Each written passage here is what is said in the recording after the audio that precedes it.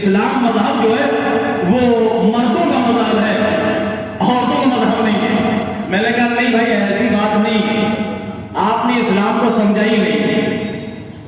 اگر اسلام کو سمجھتے تو ایسی باتیں نہ کرتے، اس لیے کہ اللہ اپنی کتاب قرآن مجید میں یہ کہہ رہا ہے کہ انی لا اضیع عمل عامل منکم من ذکر او انثی، اللہ کسی کے بھی عمل کو ضائع نہیں ہونے دیتا، چاہے وہ عمل کرنے والا مرد ہو یا عورت ہو۔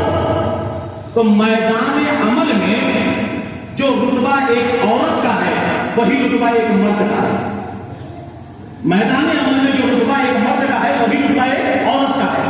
ایسا نہیں ہے کہ مرد اگر نماز پڑھے تو زیادہ ثواب، عورت نماز پڑھے تو کم ثواب۔ ایسا نہیں ہے کہ مرد روزہ رکھے تو زیادہ ثواب، عورت روزہ رکھے تو کم ثواب۔ ایسا نہیں ہے کہ مرد اگر حج پہ جائے تو زیادہ ثواب، عورت اگر حج پہ جائے تو کم ثواب۔ نہیں، میدان عمل میں جو رتبہ ایک مرد کو دیا اسلام نے وہی رتبہ وہی اہمیت ایک عورت کو دی ہے۔ ایسا نہیں ہے کہ اسلام جو ہے وہ مردوں کا مذہب ہے۔ اگر اسلام مردوں کا مذہب ہوتا تو پھر فرعون پہ لعنت نہ ہوتی، آسیہ کی تعریف نہ ہوتی۔ صلوات علی محمد وعلی محمد، اسے بہتر سلام ہے محمد وعلی محمد۔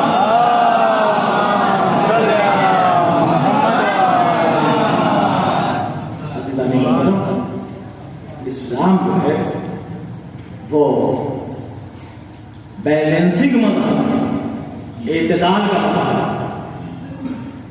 اور یاد رکھیں آج دنیا جو اعتراض کرتی ہے، اسلام نے عورتوں کو قید کر کے رکھا ہے۔ ڈاکٹر پیام آدمی صاحب نے جواب دیا ہے اور جواب بڑے اچھے انداز میں دیا۔ کہتے ہیں نعرہ آزادی نسواں کا لگانے والوں، جامع تخلیق کو تفریح بنانے والوں، ہوش میں آؤ ہمیں ہوش میں لانے والوں، یہ تماشا نہیں جن سے سرے بازار نہیں، آبرو قوم کی ہے فلم کا کردار نہیں۔ اور اس کے بعد ڈاکٹر پیام آدمی نے اپنی قوم کے عورتوں کو بھی ایک پیغام دیا ہے، اپنی قوم کے لوگوں کو، کہ جب پہن لیتی ہے یہ شرم و حیا کے زیور، پورے قدموں پہ عقیدت سے جھکا دیتی ہے سر، آئے نزدیک تو جل جائیں تصور کے بکر، پاؤں کیسے ہدے عصمت سے نہیں اٹھتی نظر، ارے بے حجابی کے جو پیمانے چھلک جاتے ہیں، آدمی کیا ہے فرشتے بھی بہک جاتے ہیں۔ جب پہن لیتی ہے یہ شرم و حیا کے زیور، پورے قدموں پہ عقیدت سے جھکا دیتی ہے سر، آئے نزدیک تو جل جائیں تصور کے بکر، پاؤں کیسے ہدے عصمت سے نہیں اٹھتی نظر، ارے بے حجابی کے جو پیمانے چھلک جاتے ہیں، آدمی کیا ہے فرشتے بھی بہک جاتے ہیں۔ ایک صلوات پڑھیں نا محمد وعلی محمد۔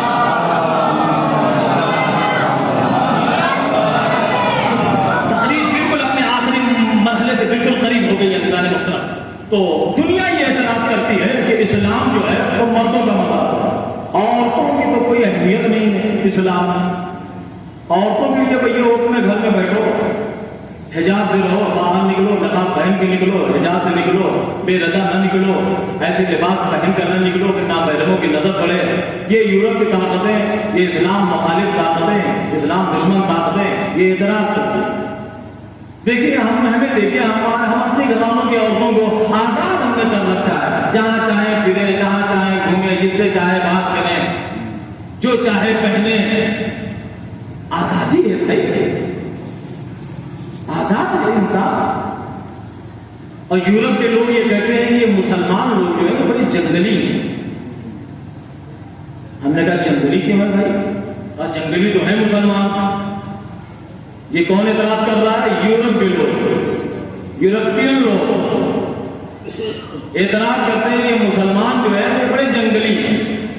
ہم نے کہا کہ جنگلی کیوں ہے؟ کہا جنگلی تو ہے، یہ اپنی عورتوں کو قید میں رکھتے ہیں، گھر میں بند کر کے رکھتے ہیں، باہر نکلنے نہیں دیتے ہیں، حجاب کی زنجیر پہنا کے رکھتے ہیں، باہر نکلو تو حجاب سے نکلو، سر ننگے نہ نکلو، ایسے لباس پہن کے نہ نکلو جسے نامحرم کی نظر جو ہے تم پر اٹھے، اور گھر میں رہو۔ یہ بڑی جنگلی عورتوں کو آزادی نہیں دیتے، یہ جنگلی لوگ ہیں۔ ہم نے کہا بھیا سنو، تم ہمیں جنگلی کہتے ہو؟ بولے ہاں آپ لوگ جنگلی۔ میں نے کہا اگر ہم بھی کہیں گے آپ لوگ جنگلی ہو تو آپ ہماری بات مانیے گا؟ آپ بھی کہیں گے نہیں ہم جنگلی تو نہیں ہیں، آپ لوگ جنگلی ہو، تو ہم آپ کو جنگلی بولتے رہیں گے اور آپ ہمیں جنگلی بولتے رہیں گے۔ اسی طریقے سے ہم دونوں ایک دوسرے کو صبح قیامت تک جنگلی کہتے رہیں گے، مگر فیصلہ نہیں ہوگا کہ جنگلی ہم ہیں یا آپ ہیں۔ ہم آپ کو بولیں گے کہ آپ جنگلی ہیں، آپ ہمیں کہیں گے نہیں مسلمان لوگ جنگلی ہیں، یہ اپنی عورتوں کو پردے میں رکھتے ہیں، ہمیں کہ نہیں بھیا ہم لوگ جنگلی نہیں، آپ لوگ جنگلی ہو، تو ہم دونوں ایک دوسرے کو صبح قیامت تک جنگلی بولتے رہیں گے، مگر فیصلہ نہیں ہوگا۔ کہیں فیصلہ کیسے ہوگا؟ میں نے کہا فیصلہ ہو جائے گا۔ کہا کیسے؟ ہم کہا ایسا کرتے ہیں، ایسا کرتے ہیں، ہم اور آپ دونوں جنگل میں چلتے ہیں، ہم اور آپ دونوں جنگل میں چلتے ہیں اور وہیں چل کے فیصلہ ہو جائے گا۔ مولانا صاحب جنگل میں جانے کے بعد فیصلہ کیسے ہوگا کہ ہم جنگلی ہیں یا آپ جنگلی ہیں؟ ہم کہا چلیے تو پہلے وہیں چل کے فیصلہ ہوگا۔ کہا کیسے فیصلہ ہوگا؟ پہلے بتا تو دیجیے۔ ہم نے کہا جب جنگل میں چلیے گا تبھی بتائیں گے، آپ چلیے، ہم بھی وہاں جنگل میں چل کے کھڑے ہوتے ہیں، آپ بھی کھڑے ہوئیے اور دونوں جنگل میں دیکھتے ہیں جنگلی جانوروں کو، دونوں دیکھتے ہیں۔ اگر جنگل کے جانور چادر اوڑھے ہوئے جنگل میں گھوم رہے ہیں تو اس کا مطلب ہے کہ ہم لوگ جنگلی ہیں۔ اگر جنگل کے سارے جانور ننگے گھوم رہے ہیں تو اس کا مطلب ہے تم لوگ جنگلی ہو۔ سلام علیہ محمد وعلیہ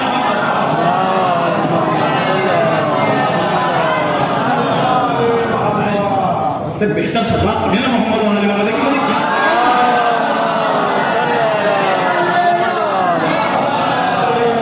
میں نے پیغام دیا ہے، پیغام اپنی قوم کے بزرگوں کی خدمت میں، نوجوانوں کی خدمت میں میں نے پیغام دیا ہے، اس کو سنبھال کے رکھیے، سنبھال کے رکھیے۔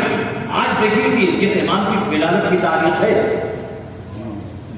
جس امام کی ولادت کی تاریخ نام ہے سے غیور امام ہے، تو پتا ہے مجھے تھوڑا امام کے حوالے سے گفتگو کرنا ہے، اور ظاہر سی بات ہے کہ ولادت کی تاریخ ہے اور مسائل کا کوئی مطلب ایسا خود تو نہیں بنتا ہے، مگر یہ گھرانہ ایسا ہے کہ جس کے فضائل میں مسائل کھلاتے ہیں، فضائل میں مسائل کھلاتے ہیں، گھرانہ ہی ایسا۔ میں آپ کو دلیل دوں گا کہ کہاں پر فضائل میں مسائل کھلاتے ہیں، مسائل نہیں کھلاتے، لیکن تھوڑا سا چھوٹے امام کا بھی تذکرہ ہو جائے۔ غیور میں نے کیوں شب عاشور آپ کو یاد ہے، اصحاب کے خیمے کو امام نے اہل حرم کے خیمے کے قریب کر دیا تھا، ہے نا؟ اصحاب کے خیمے کو بیویوں کے خیمے سے قریب کر دیا۔ امام سید سجاد یہ بات، یہ قاعدہ کیا تھا؟ بابا کے خیمے کا ہے کیا تھا؟ بابا یہ اصحاب کے خیمے ہماری ماں اور بہنوں کے خیمے کے قریب، بیٹا آخری رات ہے، میں امام ہوں، کل سے بار امامت تمہارے شامل پر ہوگا، تم جانو خدا لگتے ہیں، مگر آج مجھے کر کے نہیں۔ دیکھیے غیرت دیکھیے، چوتھے بات صرف اصحاب کے خیمے کو قریب کیا ہے، کہا ہماری ماں اور بہنوں کی تسبیح و تحلیل کی آواز نہ محرموں کے کانوں تک جائے گی۔ بابا بیٹا شب عاشور آخری رات کیسے تم مانا، جس طریقے سے لے کے چل رہا تھا۔ یہ چوتھے امام موسم حج ہے، موسم حج، حج کے موسم میں خانہ کعبہ کی زیارت کے لیے چوتھے امام پہنچے۔ حشام ابن عبد الملک بھی آیا ہوا تھا، تو ظاہر سی بات ہے جب بادشاہ یا اسی دور کے کوئی بادشاہ یا کوئی منتری یا کوئی ایم ایل اے یا کوئی سرکاری عہدے کا بہت بڑا انسان یا کسی ریاست کا مالک یا وزیر اعظم اگر حج کے موسم میں پہنچ جائے تو آپ دیکھیں کہ کیا کنڈیشن ہوتی ہے، سیکورٹی چاروں طرف سے لگی رہتی ہے، ہٹو بچوں کی صدائیں رہتی ہیں، ہٹو ہٹو قوم ہے فلاں کنٹری کا جو ہے وہ صدر آ رہا ہے خانہ کعبہ کی زیارت، چلے جائیے دیکھیے وہاں پہ سیکورٹیاں لگی رہتی ہیں، حلقے میں اس صدر کو لیے ہوئے خانہ کعبہ کی زیارت کو لے کر آتے ہیں اپنے حلقے میں۔ چوتھے امام زیارت کے لیے گئے، حشام ابن عبد الملک کا زمانہ، حشام ابن عبد الملک اپنی جگہ پر اٹھا اور یہ چاہ رہا تھا کہ وہ حجر اسود کے قریب آئے اور حجر اسود کے بوسے، جیسے ہی وہ قریب جا رہا تھا اتنا مجمع تھا حاجیوں کا کہ حشام ابن عبد الملک کو راستہ ہی نہیں ملا حجر اسود تک پہنچنے، کیونکہ حاجی جو ہے وہ طواف خانہ کعبہ میں مصروف تھی. انہوں نے یہ نہیں دیکھا کہ کون پیچھے آ رہا، لہذا راستہ نہیں ملا. ایک مرتبہ بادشاہ تھک گیا. جیسے حشام ابن عبد الملک جو ہے تھک کے بیٹھا، ویسے ہی چوتھے امام کھڑے ہوئے، اور جیسے چوتھے امام کھڑے ہوئے، امام نے اپنا قدم حجر اسود کی جانب بڑھایا. میں امام کے قدموں سے نکل گیا. میں نے کہا مولانا جائیے. کیوں؟ میں نے کہا مولا دیکھ رہے ہیں یہ بادشاہ، اس کے پاس سپاہی بھی ہے، نگراں بھی ہے، ہٹو بچوں کے سدائے بھی ہیں، تخت بھی ہے، تاج بھی ہے، خزانے بھی ہیں، دربان بھی ہیں، پورا ایک سازگار ماحول بھی اس کے ساتھ ہے. مولا آپ کے پاس نہ سپاہی، نہ تاج، نہ سازگار ماحول، اور ایسے عالم میں آپ حجر اسود کے قریب جا رہے ہیں بوسہ لینے کے لیے. یہ بادشاہ، اس کے پاس حکومت ہے، اسے حاجیوں نے راستہ نہیں دیا. یہ میرے مولا آپ جا رہے ہیں، آپ کو کیسے راستہ ملے گا؟ امام نے مسکرا کے کہا ایسی باتیں کر رہے ہو تم، اپنے ہو کر ایسی باتیں نہیں کرنی چاہیے. تمہیں یاد کرنا چاہیے کل یہی خانہ کعبہ تھا کہ میری دادی اپنے گھر سے چلی تھی خانہ کعبہ کی زیارت کرنے کے لیے، تو اسی خانہ کعبہ کے دیوار میں شک ہو کے راستہ دیا تھا. وہ امامت کی پہلی کڑی تھی، یہ امامت کی چوتھی منزل ہے. وہاں دیوار میں در بنا تھا، یہاں بھیڑ میں راستہ بنے گا. صلوات پڑھے محمد.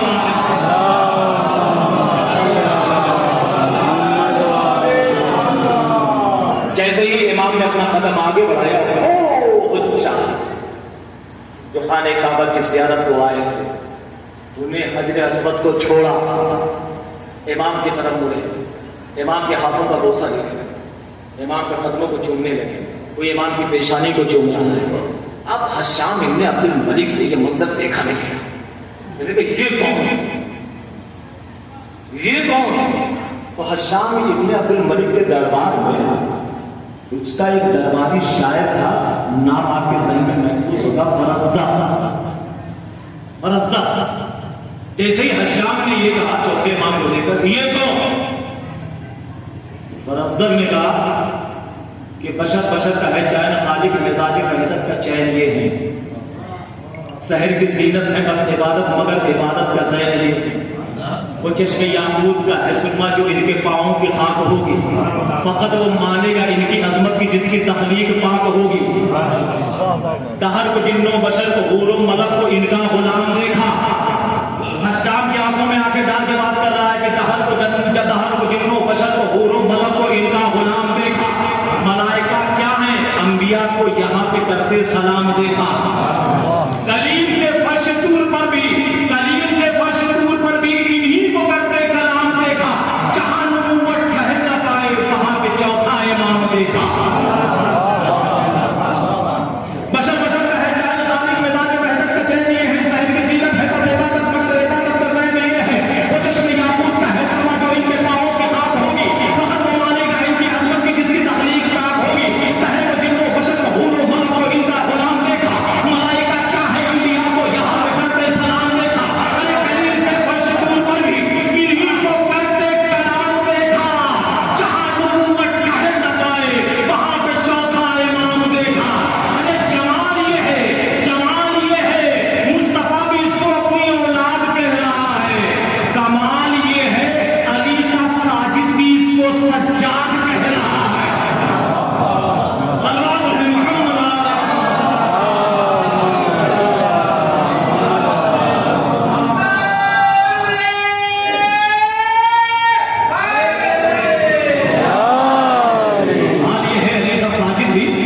اس کو سجاد کہہ رہا ہے.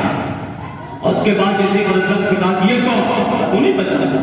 انہیں مکہ پہچانتا، انہیں مینا پہچانتا ہے، انہیں مروا پہچانتا ہے، انہیں صفا پہچانتا ہے، انہیں زمزم پہچانتا ہے.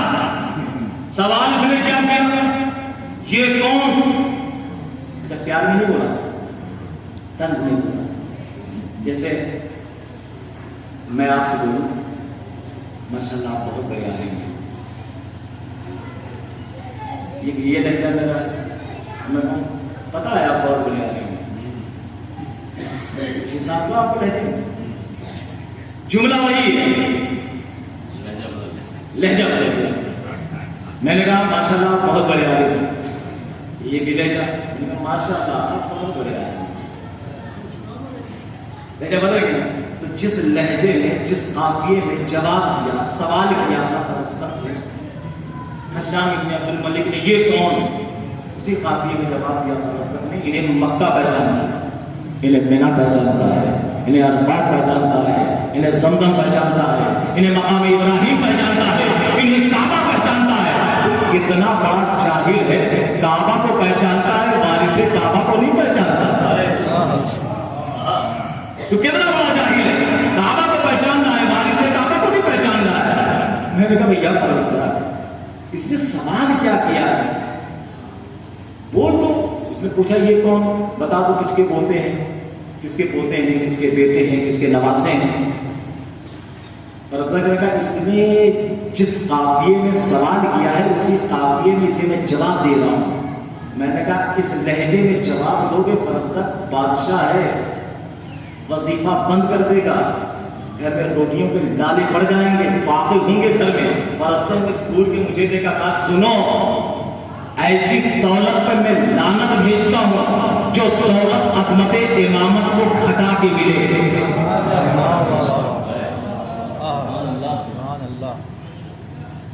فرزدق نے کیا جواب دیا, ایسی دولت پر میں لعنت بھیجتا ہوں جو دولت مجھے عظمت امامت کو گھٹا کے ملے. جب امام نے یہ سنا کہ فرزدق نے بڑا معرکۃ العراق کا سیدھا کہا تو امام نے بلوایا فرزدق, کہا فرزدق ہم نے سنا ہے ہم معرکۃ العراق کا سیدھا کیا تم نے. مولانا تم مدد کی. کہا فرزدق نہیں سنا ہوں گے. کہا مولانا اگر سنانا نہیں ہوتا تو آتے کیوں, سنانے کے لیے تو آئے ہیں, آپ سناؤ فرزدق. امام کو فرزدق نے قصیدہ سنایا. اور یہ قصیدہ جب تمام ہوا تو امام کے سامنے امام کا ایک غلام بیٹھا ہوا تھا. امام نے ابرو کا اشارہ کیا, غلام سمجھ گیا, اجرے میں گیا, اور اجرے سے جب باہر نکلا ہے تو ایک اشرف کی تھیلی وہ لیے ہوئے ہاتھ میں ادب کے ساتھ فرزدق کے سامنے رکھ دیا. جیسے ہی فرزدق کے سامنے رکھا, فرزدق کا چھوٹ چھوٹ کھاتے رکھا, اور امام کو دیکھ رہا ہے فرزدق, اور اس کو تھیلی میں جو اشرفی اس کو دیکھ رہا ہے. ہاتھ جوڑے کا, مولا میں نے یہ کلام جو کہا ہے اس کے لیے نہیں کہا ہے, اللہ جانتا ہے مولا میں نے اس کے لیے نہیں کہا. آنکھوں میں آنسو آگے فرزدق, اور مولا خدا شاہد ہے میں نے اس کے لیے نہیں کہا ہے. امام نے مسکرا کے کہا فرزدق رکھ لو فرزدق, ہم جان رہے ہیں, ہم سمجھ رہے ہیں, ہم جانتے ہیں, مگر رکھ لو فرزدق, یہاں بھی رکھ لو, ہم تمہیں یہاں بھی دیں گے, تمہیں وہاں بھی دیں گے. رکھ لو. جب تک فرزدق زندہ رہا کسی کا محتاج نہیں تھا, کسی کو محتاج نہیں رہ فرزدق. آپ کو میں بتاؤں, جو اس در سے اگر جڑ گیا, اسے آل محمد جڑنے والوں کو اتنا دے دیتے ہیں کہ کسی در کا فقیر نہیں رہتا, صرف آل محمد کے در کا فقیر ہوتا ہے, پھر اس کے ہاتھ کسی کے سامنے بلند نہیں ہوتے. یاد مدینہ ہے, مدینہ بتائیے کہ مدینہ کا لفظ جب آتا ہے زبان مبارک پیغمبر اسلام کی, اور یہ لفظ ان کی معصوموں کے زبان کے آیا ہے.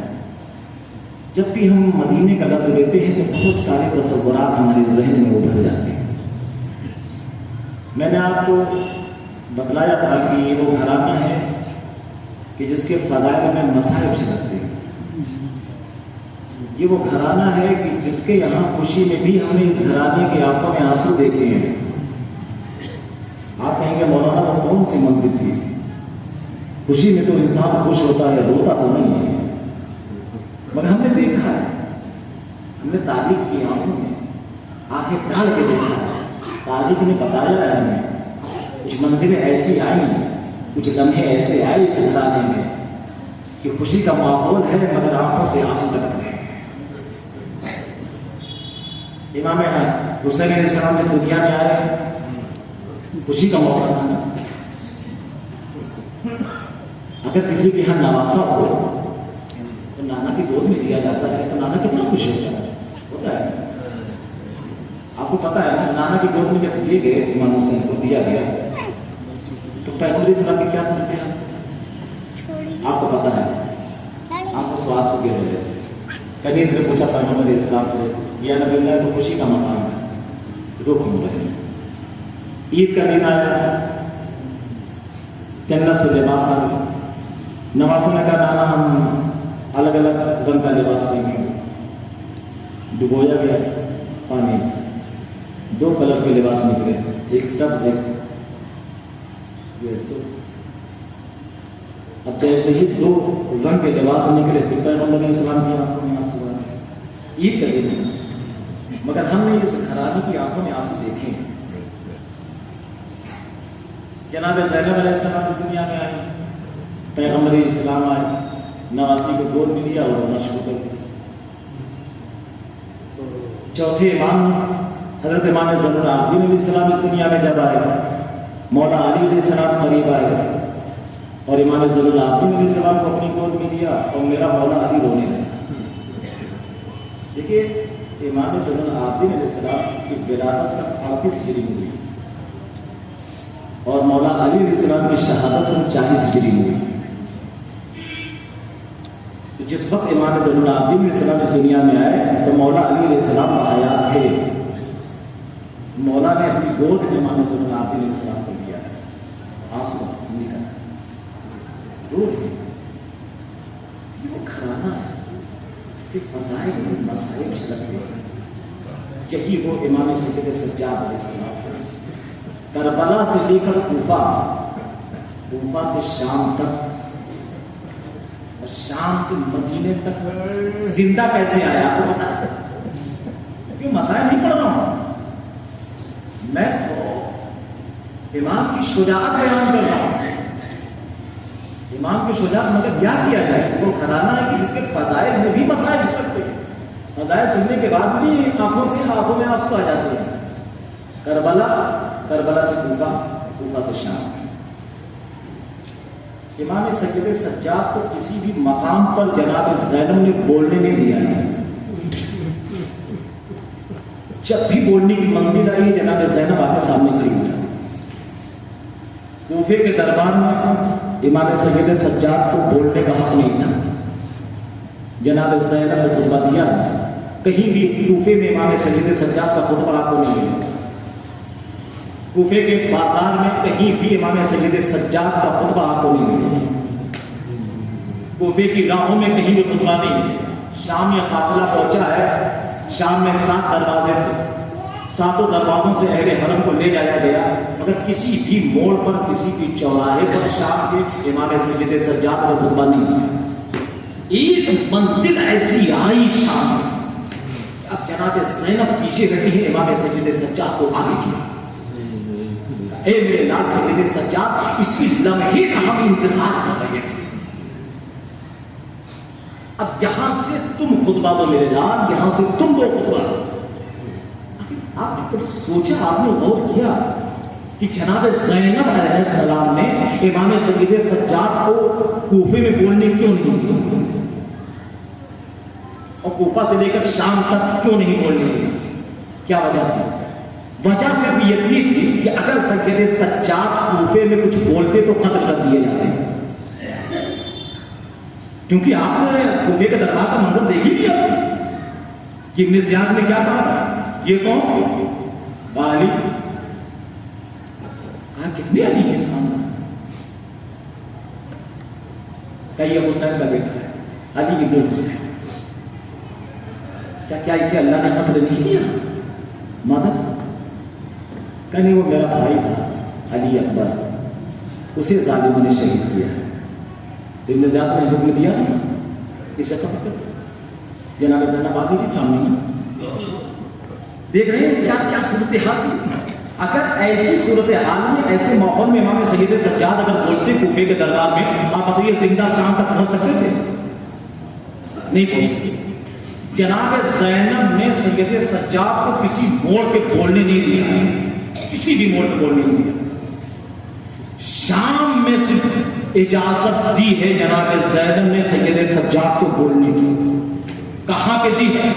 جب یزید نے پوری دنیا کے میڈیا کو بلا رکھا، دنیا میں جتنی بھی ممالک تھے، ہر ممالک کے وزراء سفراء، وہاں کے پریزیڈنٹ، وہاں کے وزیر خارجہ جو اس دور کے تھے، سب کے سب پہنچے ہوئے، میڈیا کے جتنے لوگ تھے سب پہنچے ہوئے. اور بلایا اس لیے تھا، آؤ آؤ شام آؤ، ہم تمہیں بتاتے ہیں کہ ہم نے کربلا کی جنگ کیسے جیتی ہے، ہم کربلا کی داستان قلمبند کروانا چاہتے ہیں، آؤ ہم بتاتے ہیں کہ شام میں کیسے لڑائی، شام سے ہماری فوج کربلا کیسے پہنچی اور کربلا میں کیسے حسین کے گھرانے کو شہید کیا ہے، ہم دکھواتے ہیں ہم جنگ جیت گئے. سارے مومن یزید کے دربار میں قلم اور کاغذ لیے بیٹھے ہیں اور کربلا کی تاریخ جو ہے وہ قلم بند کی جانے والی تھی. اتنے میں یزید کی آواز مجھے اپنے چیف کمانڈر کو آواز دیا، عمر صاحب. عمر صاحب کہاں ہے؟ عمر صاحب مجمع سے نکل کے باہر آیا، کہا جی آ گیا. کہا بتا کربلا کی جنگ کیسے لڑی؟ ظاہر سی بات ہے مجمع تھا، اس کو بلندی دی گئی، عشق جو بھی زمانے میں رہا ہو ایک بلند مقام دیا گیا، اس پہ وہ کھڑا. کامل نے سوال کیا کیا؟ کہ یہ بتاؤ کہ کربلا کی جنگ کیسے ہوئی؟ تو مسکرا کے کیا کرتا ہے عمر صاحب، خدا لعنت کرے سے، کہ امیر کربلا میں جنگ نہیں کہاں ہوئی؟ کربلا میں جنگ ہی نہیں ہوئی. کیا بات کرتے ہیں؟ کہاں کربلا میں ہم 9 لاکھ تھے اور حسین کے ساتھ 70-72 تھے. ہم نے صبح ہوتے ہی حسین کے لشکر کو چاروں طرف سے گھیر لیا، 5-6 منٹ کے اندر جو ہے انہوں نے ختم کر دیا. اور جس وقت ہم حسین کے لشکر کو ہم نے گھیرا ہے اور حسین پر حملہ آور ہوئے، تو امیر میں تجھے بتاؤں، حسین اپنے اہل و عیال اور اصحاب کو ایسے لیے جان بچانے کے لیے معاذ اللہ بھاگ رہے تھے، ایسے بھاگ رہے تھے کربلا میں معاذ اللہ جیسے جانور اپنی جان بچانے کے لیے دلوں میں چھوٹے. ہم نے چاروں طرف سے گھیر کر حسین اور ان کے اقربا ان کے اصحاب کو شہید کر دیا. کربلا میں جنگ کام ہوئی. آپ مجھے حساب سے بتائیے، پڑھے لکھے لوگ تھے، اگر وہاں پہ سید، اگر وہاں پہ کوئی بولنے والا نہ ہوتا یزید کے دربار میں، تو یہ تاریخ میں یہ چیزیں آتی، تاریخ میں یہ واقعات لکھے جاتے اور آپ شناختی پیٹ کے کہتے نہیں صاحب ایسا نہیں، ایسا ہوا تھا، ارے صاحب ایسا نہیں، ایسا ہوا تھا. تو لوگ یہی کہتے کہ بھیا جب یزید کے چیف کمانڈر نے یزید کے دربار میں بیان دیا تھا تو وہاں پہ سید سجاد بھی موجود تھے، وہاں پہ جناب زینب بھی موجود تھی، انہوں نے کیوں نہیں اعتراض کیا؟ بولنا چاہیے تھا. جیسی ہی یزید کے چیف کمانڈر عمر صاحب نے کہا کہ کربلا میں ہم 9 لاکھ تھے، حسین کے ساتھ 70-72 تھے، ہم نے چاروں طرف سے گھیر کر حسین ان کے اصحاب کو شہید کر دیا. کربلا میں جنگ کہاں ہوئی؟ جیسے ہی اس نے جملہ کا فوراً علی کے شیر تھی بیٹی جناب زینب اپنے بدے ہوئے ہاتھوں کے ساتھ کھڑی ہوئی اور ایک مرتبہ چلان کے عالم میں لہجے علی بن ابی طالب میں گویا ہوئی، سقو لب کا کل مقابل جوہر کا ساتھ، اے جھوٹے اتنے جھوٹے، تیری ماں میرے ماتم میں بیٹھے، خاموش ہو جا، سچ بول. جیسے ہی یہ جملہ کا وہ جو 700 کرسی نشین بیٹھے ہوئے تھے ان میں کوئی بلیا بختال نہیں تھا، یہ دوسرے کنٹری کے وزراء بیٹھے ہوئے تھے، وہ کرسی چھوڑ کے کھڑے ہوئے.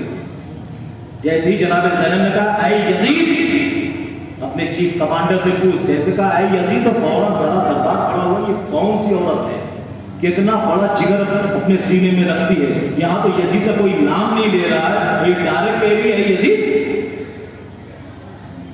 اپنے چیف کمانڈر سے پوچھ، اس سے بول یہ سچ بول. اب جیسے ہی کہا، اب جیسے کہا میرا چیف کمانڈر غلط کہہ رہا ہے، آپ یہی بتلائیے کہ صحیح کیا ہے. جناب زینب یہی تو موقع چاہ رہی تھی، صرف لمحے کا انتظار کر. اب یزید اب یہ بس ہو گیا تھا، کچھ نہیں کر سکتا. کیوں؟ اس لیے کہ ساری دنیا کی میڈیا کہتی. آپ ہی بتائیے کیا ہوا تھا کربلا. کہا تیرا چیف یہ کمانڈر یہ کہہ رہا ہے کہ کربلا میں ہم 9 لاکھ اور میرے بھائی کے ساتھ 70-72. اور یہ کہہ رہا ہے کہ ہمیں چاروں طرف سے گھیر کر حسین ابن علی کو ان کے اصحاب کو ہم نے شہید کر ڈالا، اور ماذ اللہ حسین ابن علی اور ان کے اصحاب جو ہے ایسے جان بچا کر بھاگ رہے تھے جیسے جانور ماذ اللہ جو ہے اپنی جان بچانے کے لیے وہ بیلوں میں چھوٹتے ہیں، اس طرح سے حسین اپنے اعزا و اقارب کو اپنے اصحاب کے لیے بھاگ رہے تھے۔ ہم نے گھیر کر ماذ اللہ سے محبت کر کہا یزید اپنے اس چیف کمانڈر سے پوچھ کہ یہ کربلا میں 9 لاکھ تھے، یہ کربلا سے شام تنہا کی نام لینے کے لیے تیرے دربار میں کیوں کھڑا ہے؟ وہ 9 لاکھ کی فوج کہاں گئی؟ وہ 9 لاکھ کی فوج کہاں گئی اس کی کربلا میں؟ جو 9 لاکھ کی فوج کربلا میں تھی وہ کہاں گئے سب؟ یہ تنہا انعام لینے کے لیے تیرے دربار میں کیوں کھڑا ہے؟ ان کو بھی آنا چاہیے انعام لینے کے لیے۔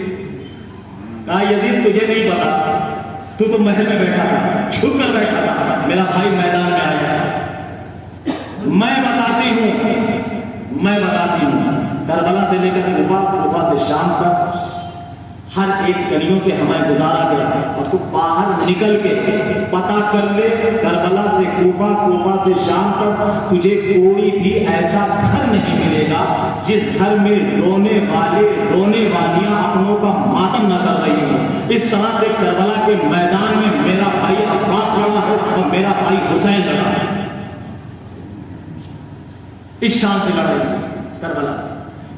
جیسے ہی جناب زینب نے یہ جملہ کہا ہے، سارے مورخ کہتے ہیں کہ بیوی آپ بتائیے کربلا کی جنگ سے۔ جناب زینب بتاتی جا رہی ہے میرے بھائی اکبر، میرے بیٹے اکبر نے ایسی جنگ لڑی ہے، میرا بھائی اس طرح سے حملہ کر رہا تھا، میرا بھائی عباس اس طرح سے لڑ رہا تھا، اور ہر طرف دربار میں با زینب کی صدائیں گونج رہی تھی۔ جیسے ہی ہر طرف دربار یزید میں با زینب کی صدائیں گونج رہی تھی، عزیزان محترم تعلیم کی آنکھوں نے ایک بڑا خوبصورت منظر دیکھا۔ ایک مرتبہ جناب زینب نے یہ محسوس کیا کہ دربار یزید میں ہر طرف سے زینب کی صدائیں گونج رہی ہیں، تو جناب زینب سید سجاد کے بالکل پہلو میں کھڑی تھی۔ جیسے ہی ہر طرف دیکھا کہ ایک ماحول ہے، آواز آ رہی ہے با زینب با زینب با زینب، جناب زینب نے بھی آواز محسوس کی۔ جناب زینب نے ایک قدم اپنا پیچھے ہٹایا سید سجاد سے، اور جناب سید سجاد کو سامنے کیا، کہا اے میرے لال سید سجاد اب یہاں سے تم بولو، اور مجمع سے کہا کہ سنو آج کے بعد یہ تمہارا امام ہے۔